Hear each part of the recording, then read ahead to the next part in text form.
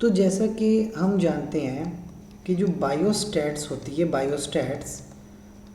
Biostats में जो basic definition है कि बायोस्टैट्स क्या है, डेटा के हवाले से कि डेटा की कलेक्शन ऑफ डेटा, उसके बाद ऑर्गेनाइजेशन ऑफ डेटा, उसके बाद होती है इंटरप्रिटेशन ऑफ डेटा। ठीक है, और इंटरप्रिटेशन ऑफ डेटा के बाद आखिरी स्टेप होता है एनालिसिस ऑफ द डेटा। ठीक है, तो ये पूरी बायोस्टैट्स होती है। अब आपके पास कलेक्शन ऑफ डेटा हो गया, ऑर्गेनाइजेशन हो गया, इंटरप्रिटेशन हो गया। आज हमारा टॉपिक है एनालिसिस ऑफ द डेटा। ठीक है, ये हमारा आज का टॉपिक होगा कि डेटा को एनालाइज कैसे करते हैं। तो देखा जाए डेटा की एनालिसिस के मुख्तलिफ़ तरह के टेस्ट होते हैं। सबसे पहले होता है टी टेस्ट। ठीक है, अब टी टेस्ट क्या होता है, इसको हम किस तरह से डिफ़ाइन करते हैं। तो डेफिनेशन होती है टी टेस्ट की, difference of mean between two groups. क्या मतलब इस बात का कि आपके पास होता है एक ग्रुप जिसको कहेंगे ग्रुप नंबर 1, और एक होगा ग्रुप 2 जिसको कहेंगे ग्रुप नंबर 2। एक होगा ग्रुप नंबर 1 का मीन और एक होगा ग्रुप 2 का मीन। तो ये जो दो ग्रुप्स हैं और उनका मीन है, क्या ये मीन आपस में डिफरेंट है। तो ये चेक करने के लिए कि क्या ये मीन आपस में डिफरेंट हैं कि डिफरेंट नहीं हैं, इसको कहते हैं टी टेस्ट। और देखिए टी टेस्ट की 3 टाइप्स होती हैं, type 1 T test, type 2 T test और टाइप 3 टी टेस्ट। ठीक है, 3 टाइप्स होती हैं। तो हम एक एक टाइप को पढ़ेंगे। जैसे होती है T test for 1 independent sample. इसका सिंपल सा मतलब है कि आपके पास एक ग्रुप होगा जो बिल्कुल इंडिपेंडेंट ग्रुप होगा, और उसका जो आप कंपैरिजन करोगे, कंपैरिजन ऑफ दैट 1 ग्रुप, वो कंपैरिजन होगा एक पूरी पॉपुलेशन के साथ। ठीक है, एक पॉपुलेशन के साथ आप इस पहले ग्रुप का कंपैरिजन करोगे।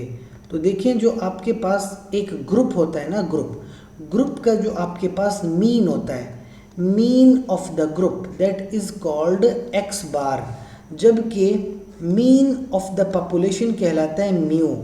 तो आपने क्या करना होगा, एक्स बार यानी mean of the group minus mu यानी मीन ऑफ द पॉपुलेशन, आप इन दोनों को माइनस करोगे और डिवाइड करोगे एस पे। एस क्या होता है, स्टैंडर्ड डेविएशन। ठीक है, जो सैंपल है आपका उसकी स्टैंडर्ड डेविएशन या standard error divided by under root N. N क्या है, सैंपल साइज। ठीक है, एन सैंपल साइज है। तो याद रखिएगा जो आपके पास टी टेस्ट होता है, टी टेस्ट ये कैसे करते हैं, जब एक ग्रुप का कंपैरिजन आप एक पूरी पॉपुलेशन के साथ करोगे, that is called 1 independent sample. ये एक ही जो सैंपल आपके सामने रखा हुआ है। टी टेस्ट की जो दूसरी टाइप होती है, इसको हम क्या कहते हैं, इस टेस्ट की टाइप को कहते हैं T test for 2 independent samples, यानी 2 सैंपल होते हैं आपके पास। क्या होता है कि एक होता है ग्रुप 1, ठीक है, और एक होता है आपके पास ग्रुप 2। तो 2 ग्रुप्स होते हैं। तो सिंपल सी बात है, ग्रुप 1 का जो मीन होगा, मीन ऑफ द ग्रुप 1 वो होगा x बार 1, और जो ग्रुप 2 का मीन होगा वो होगा x बार 2। आपने दोनों का डिफरेंस चेक करना है। तो क्योंकि आपने दोनों का डिफरेंस चेक करना है तो x बार माइनस x बार, पर पहला x बार होगा 1 और दूसरा होगा 2। 1 का मतलब पहले ग्रुप का मीन और दूसरे का मतलब दूसरे ग्रुप का मीन, और इसको डिवाइड कर देंगे s1 square over n1 plus s2 square over n2। ये जो नीचे वाली है आप इसको कहते हो पूल्ड वेरिएंस। ठीक है, इसको हम पूल्ड वेरिएंस कहते हैं। क्या मतलब है पूल्ड वेरिएंस का, कि इसमें फर्स्ट ग्रुप की वेरिएंस भी मौजूद है और इसमें सेकंड ग्रुप की वेरिएंस भी मौजूद है। दैट इज़ वाई इसको हम पूल्ड वेरिएंस कहते हैं। और ये है क्या, ये 2 ग्रुप्स हैं और दो ग्रुप्स का आपस में हम डिफरेंस ऑफ मीन्स देखना चाहते हैं, तो इस तरह से इनका फार्मूला अप्लाई होता है, डिफरेंस ऑफ मीन। तीसरा सिनेरियो आपके पास क्या होता है, इसको हम कहते हैं पेयर्ड टी टेस्ट। ठीक है, paired T test. Paired T test का बड़ा सिंपल सा फार्मूला है। क्या होता है, आपके पास होता है ग्रुप 1, एक ग्रुप है, आपने उस ग्रुप का डाटा लिया और उस डाटा का एक मीन निकाला, मीन। फिर आपने क्या किया, एक इंटरवेंशन की है। आपने क्या की है, एक इंटरवेंशन की। फ़र्ज़ कीजिए इंटरवेंशन में आपने इनको ट्रेनिंग दी, ठीक है, इंटरवेंशन में आपने कोई मेडिसिन दे दी, कोई ट्रेनिंग दे दी, या कुछ भी किया इस पहले ग्रुप के साथ, और वंस अगेन इसी ग्रुप 1 का फिर से आपने डाटा कलेक्ट किया है, और डाटा कलेक्ट करने के बाद उसका मीन लिया है। तो देखो आपके पास मेन पॉइंट क्या है कि जो ये वाला जो मीन है और ये वाला जो मीन है, ये दोनों मीन एक ही ग्रुप के हैं, ये दोनों मीन एक ही ग्रुप 1 के हैं। तो क्योंकि एक ही ग्रुप के 2 बार मीन लिए गए, एक को कहते हैं प्री टेस्ट, ठीक है, इंटरवेंशन से पहले, और एक को कहते हैं पोस्ट टेस्ट, इंटरवेंशन के बाद। तो ये प्री टेस्ट और पोस्ट टेस्ट का जो डिफरेंस है, इसको कहते हैं पेयर्ड टी टेस्ट, और हम क्या कहते हैं कि मीन का ये डिफरेंस है।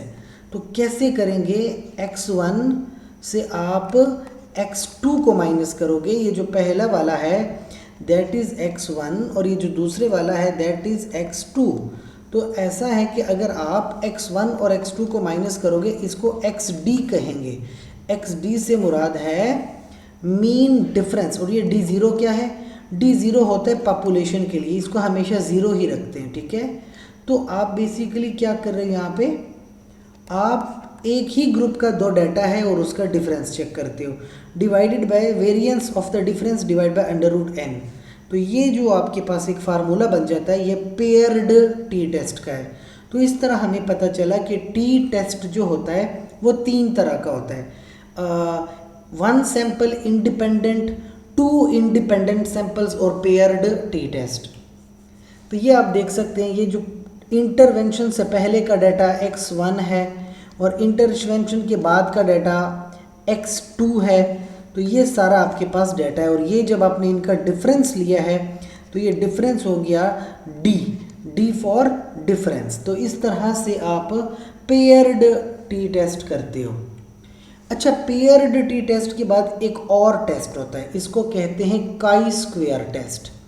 और काई स्क्वायर टेस्ट में हम क्या चेक करते हैं, काई स्क्वायर टेस्ट में हम देखते हैं एसोसिएशन बिटवीन 2 वेरिएबल। क्या देखते हैं, एसोसिएशन बिटवीन 2 वेरिएबल्स, ये बहुत ज़रूरी चीज़ है। अब आप 2 वेरिएबल्स के बिटवीन एसोसिएशन देखना चाहते हो, लेकिन इम्पॉर्टेंट बात यह है कि ये जो 2 वेरिएबल्स हैं, जो सबसे ज़रूरी बात है एमसीक्यू के लिए, एक बहुत ज़रूरी चीज़ आपको बताने लगा हूँ कि ये 2 वेरिएबल क्या होने चाहिए, ये 2 वेरिएबल क्वालिटेटिव होने चाहिए। याद रखिए क्या होने चाहिए, क्वालिटेटिव। तो अगर ये 2 वेरिएबल क्वालिटेटिव हैं तो आप काई स्क्वायर टेस्ट परफॉर्म करोगे, पर अगर ये दोनों क्वालिटेटिव नहीं हैं तो आप काई स्क्वायर टेस्ट परफॉर्म नहीं कर सकते। दूसरा, ये जो आपके सामने फार्मूला लिखा है, ये क्या लिखा है, ओ से क्या मतलब मुराद है, ओ का मुराद होता है ऑब्जर्व्ड फ्रीक्वेंसी, ठीक है, ऑब्जर्व्ड फ्रीक्वेंसी। क्योंकि आपको पता है क्वालिटेटिव डाटा है तो क्वालिटेटिव डाटा की फ्रीक्वेंसी देखी जाती है, और ई से मुराद है एक्सपेक्टेड फ्रीक्वेंसी, ठीक है। तो आपके पास एक आ गई ऑब्जर्व्ड फ्रीक्वेंसी और एक आपके पास आ गई एक्सपेक्टेड फ्रीक्वेंसी। तो ऑब्जर्व्ड फ्रीक्वेंसी से एक्सपेक्टेड को माइनस करेंगे और डिवाइड करेंगे टोटल एक्सपेक्टेड फ्रीक्वेंसी, ठीक है। तो that will become a chi square T test, ठीक है, काई स्क्वायर टेस्ट।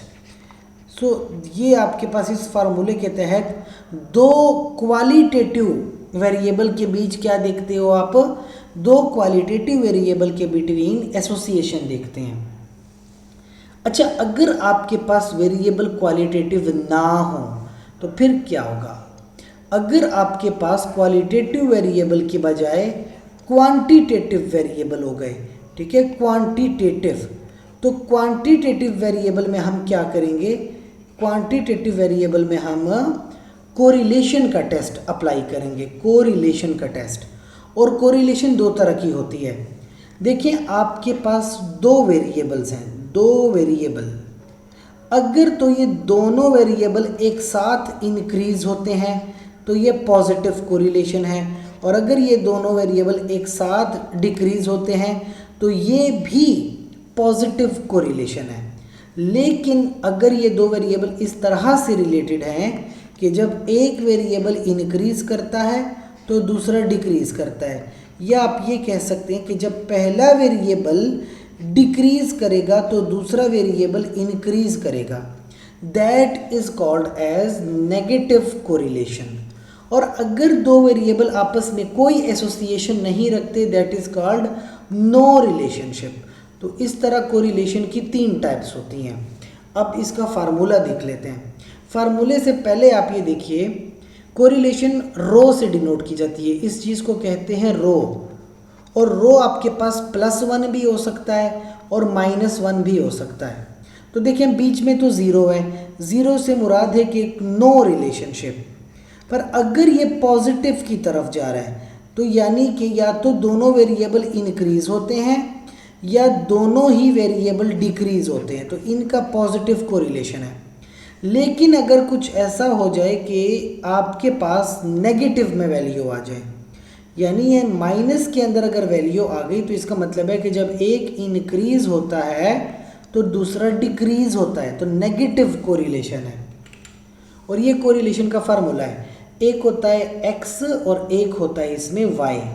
अब ये क्या है, ये देखिएगा कि एक होता है x एक्सिस पे और एक होता है y एक्सिस पे।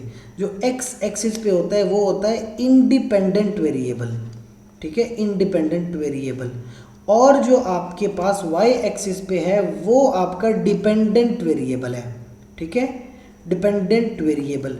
तो आप इन दोनों का कोरिलेशन कैसे टेस्ट करते हैं? सबसे पहले x और y का प्रोडक्ट लेंगे, मल्टीप्लाई करेंगे और आपस में सम करेंगे। फिर x का अलग से सम करोगे और y का अलग से सम करोगे और दोनों को मल्टीप्लाई कर दोगे और n पे डिवाइड करो। n जो कि आपके पास क्या है, सैंपल साइज है, ठीक है। x और y की वैल्यूज़ आपको गिवन होती हैं और n सैंपल साइज होता है। इसको आपने डिवाइड करना है, x का स्क्वायर लेंगे, सम करेंगे, माइनस पहले x का सम करेंगे और फिर उसका होल स्क्वायर लेके n पे डिवाइड करेंगे। इसी तरह पहले आपने क्या करना है, y का स्क्वायर लेके सम करना है और फिर पहले y को सम करेंगे और फिर उसका स्क्वायर लेंगे और n पे डिवाइड करेंगे। तो ये इस तरह से ये जो फार्मूला आपके सामने है ये कोरिलेशन का फार्मूला है, ठीक है, ये कोरिलेशन का फार्मूला है। और याद रखिए, कोरिलेशन तब अप्लाई करते हैं जब दोनों वेरिएबल क्वांटिटेटिव होते हैं।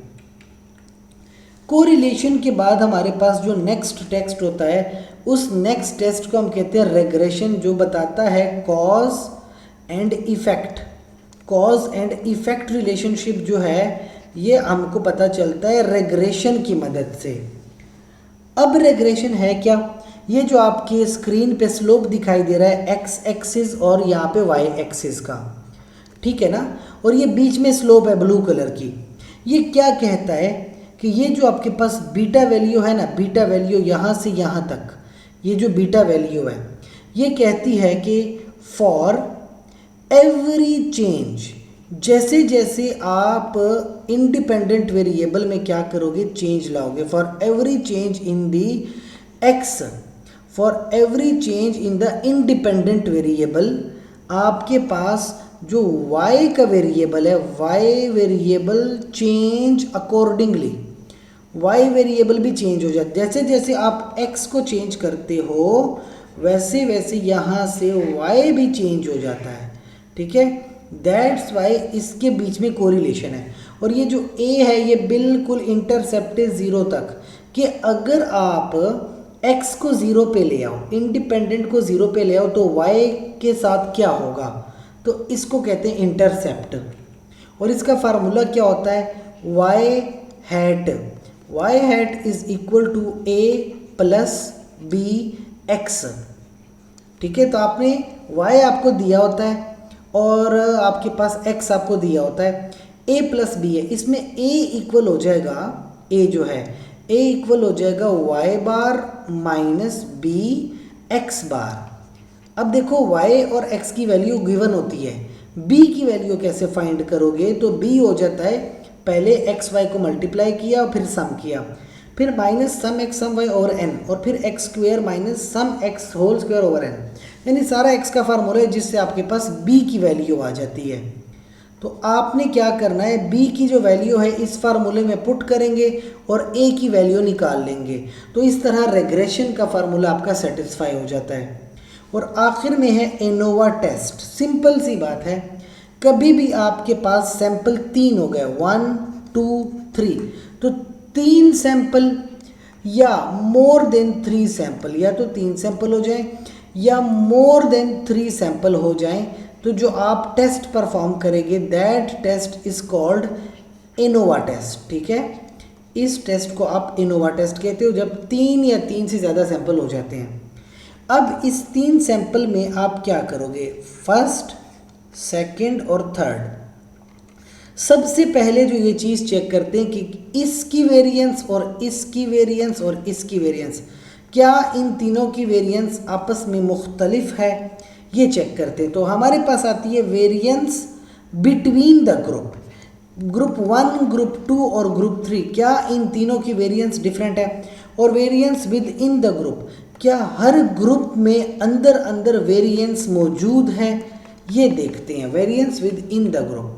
तो क्या होता है आपके पास एक फार्मूला बनता है, वो है SSB, variance between the group, जमा SSW, variance with in the group, equal होता है SST, टोटल वेरिएंस। ठीक है, ये टोटल वेरिएंस होती है। यहाँ तक हम बात समझ गए हैं। अब आपने करना क्या है कि mean square between the groups और mean square within the group, जब इन दोनों को आप डिवाइड करोगे तो आपके पास F टेस्ट का फार्मूला आएगा, और F टेस्ट आपको बताएगा कि क्या वेरिएशन मौजूद है, क्या वेरिएशन प्रेजेंट है या वेरिएशन एब्सेंट है। तो ये आपको बता देता है F टेस्ट। तो इस तरीके से हमारे पास डाटा एनालिसिस 5 तरह की होती है। नंबर 1 होती है T टेस्ट, ये पहली टाइप। नंबर 2 होती है आपके पास काई स्क्वायर, ये दूसरी टाइप होती है। ओके, उसके बाद नंबर 3 होती है कोरिलेशन। ठीक है, कोरिलेशन। और चौथे नंबर पे होती है रेग्रेशन। ठीक है, रेग्रेशन। और 5वें नंबर पे होती है आपके पास एनोवा। तो ये 5 तरीकों से डाटा एनालिसिस होता है। यहाँ तक हमारा बायोस्टैटिस्टिक्स का कुछ जितना भी कोर्स था वो ख़त्म हो गया। Thank you.